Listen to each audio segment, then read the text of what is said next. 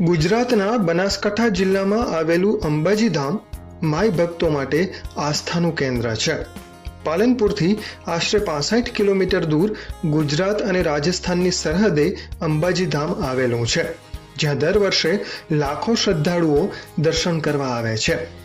અંબાજી ધામ સમુદ્રની સપાટીથી 1580 ફૂટની ઊંચાઈ પર અરવલ્લીના પહાડોની વચ્ચે વસેલું છે. પુરાણોમાં જણાવ્યા પ્રમાણે અહીં અંબિકાવન હતું. માં આદ્યશક્તિની 51 શક્તિપીઠ પૈકીની આ એક શક્તિપીઠ છે. હિન્દુ માન્યતા અનુસાર ભગવાન શિવે તાંડવ કર્યું ત્યારે ગબ્બર પર્વત ઉપર માતા સતીનું હૃદય પડ્યું હતું. આરાસુર પર્વત પર આવેલું હોવાથી તેને આરાસુરી અંબે માતા તરીકે પણ ઓળખવામાં આવે છે. પુરાણોમાં જણાવ્યા પ્રમાણે દક્ષ પ્રજાપતિના પુત્રી સતીએ શિવને પામવા માટે આકરું તપ કર્યું હતું. તપસ્યા પછી શિવે તેમનો સ્વીકાર કર્યો અને બંનેના વિવાહ થયા. જે બાદ એક વખત દક્ષ પ્રજાપતિએ સભા યોજી હતી. સભામાં દક્ષ પ્રજાપતિનું આગમન થતાં તેમના સન્માનમાં બધા જ રાજાઓ ઊભા થયા, પરંતુ શિવજી સમાધિમાં લીન થઈ ગયા હોય ઊભા ન થયા, જેથી દક્ષને પોતાનું અપમાન થયું હોય તેવું લાગ્યું.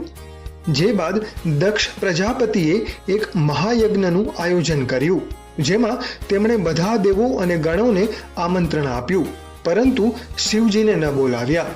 પિતા દ્વારા ભવ્ય યજ્ઞનું આયોજન કરવામાં આવ્યું હોવાની જાણ થતાં સતીએ પણ યજ્ઞમાં જવાની ઈચ્છા વ્યક્ત કરી. શિવજીએ ના કહેવા છતાં સતી ન માન્યા અને પિતાને ત્યાં યજ્ઞમાં ગયા, પરંતુ તેમની માતા સિવાય કોઈએ તેમને આવકાર ન આપ્યો. સતીએ યજ્ઞ સ્થળનું નિરીક્ષણ કર્યું તો ત્યાં શિવજીને પણ સ્થાન આપવામાં નહોતું આવ્યું.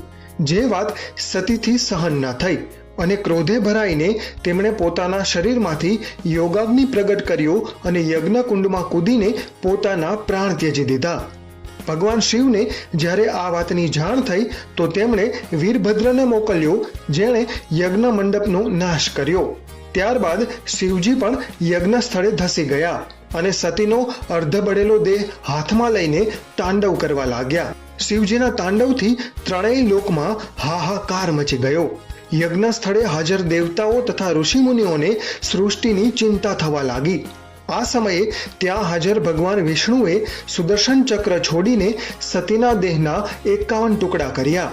એ ટુકડા અને આભૂષણો પૃથ્વી પર જે સ્થળોએ પડ્યા એ સ્થળોએ શક્તિપીઠનું નિર્માણ થયું. ત્યારબાદ આ સ્થળોએ એક શક્તિ અને એક ભૈરવ લઘુ સ્વરૂપે બિરાજમાન થયા. જુદા જુદા અંગો પૈકી આરાસુર પર્વત પર સતીનું હૃદય પડ્યું હોવાનું માનવામાં આવે છે. આરાસુરી અંબાજી માતાજીના મંદિરની ગોખમાં કોઈ ચિત્ર કે પ્રતિમાની નહીં, પરંતુ શ્રી વિસાયંત્રની પૂજા કરવામાં આવે છે. નિજ મંદિરમાં રહેલા શ્રી વિસાયંત્રની સામે અખંડ દીવો પ્રજ્વલિત રહે છે. આ ગોખ આશરે 1200 વર્ષ જૂનો હોવાનું અનુમાન છે. એક કથા પ્રમાણે ભગવાન શ્રીરામ જ્યારે સીતાને શોધવા માટે નીકળ્યા હતા ત્યારે અર્બુદાના જંગલોમાં શૃંગી ઋષિના આશ્રમમાં પહોંચ્યા હતા. શૃંગી ઋષિએ રામ લક્ષ્મણને આરાસુર જઈને અંબે માતાજીની આરાધના કરવા કહ્યું હતું. તેમની આરાધનાથી અંબે માતાએ પ્રસન્ન થઈને તેમને અજય બાણ આપ્યું હતું. જે બાણ થકી શ્રીરામે રાવણનો વધ કર્યો હોવાની માન્યતા છે.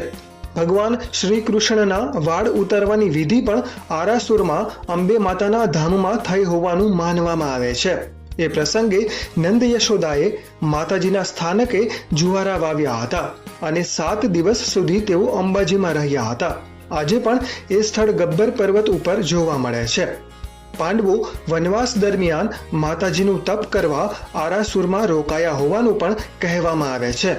આ વિસ્તાર સરસ્વતી નદીનું ઉદ્ગમ સ્થાન અને આદ્યશક્તિનું પુરાણ પ્રસિદ્ધ સ્થાન છે. અંબાજીથી થોડે દૂર ગબ્બરના પર્વતમાં આવેલી ગુફામાં અંબે માતાનું આદિ સ્થાન હોવાનું માનવામાં આવે છે. અંબાજીમાં નવરાત્રિનો ઉત્સવ ધામધૂમથી ઉજવવામાં આવે છે. વર્ષમાં આવતી આસો, ચૈત્ર, મહા અને અષાઢ મહિનાની ચારેય નવરાત્રિની ઉજવણી અંબાજીમાં ધામધૂમથી કરવામાં આવે છે. જેમાં શક્તિ સંપ્રદાયની રીત રસ્મો અનુસાર યજ્ઞ સહિતની ધાર્મિક વિધિઓ યોજાય છે. ચૈત્રી નવરાત્રિના પ્રથમ દિવસે ગર્ભદીપના વાસણ ઉપર જુવારા વાવીને ઉજવણી કરવામાં આવે છે. ચૈત્રી નવરાત્રિમાં શ્રદ્ધાળુઓ આ ગર્ભદીપની ફરતે રાસ ગરબા રમે છે. ગબ્બર પર્વતની ટોચે આવેલા અંબાજી માતાના મંદિરે નવા વર્ષના દિવસોમાં એકમથી પાંચમ સુધી માતાજીને અન્નકૂટ ધરાવવામાં આવે છે. પોષ સુદ પૂનમના દિવસે અંબાજીમાં માતાજીની ભવ્ય રથયાત્રા યોજાય છે. શ્રાવણ વદ તેરસ અને અમાસના દિવસે ગુજરાતના વિવિધ ભાગમાંથી લાખો લોકો અંબે માતાના દર્શન કરવા આવે છે.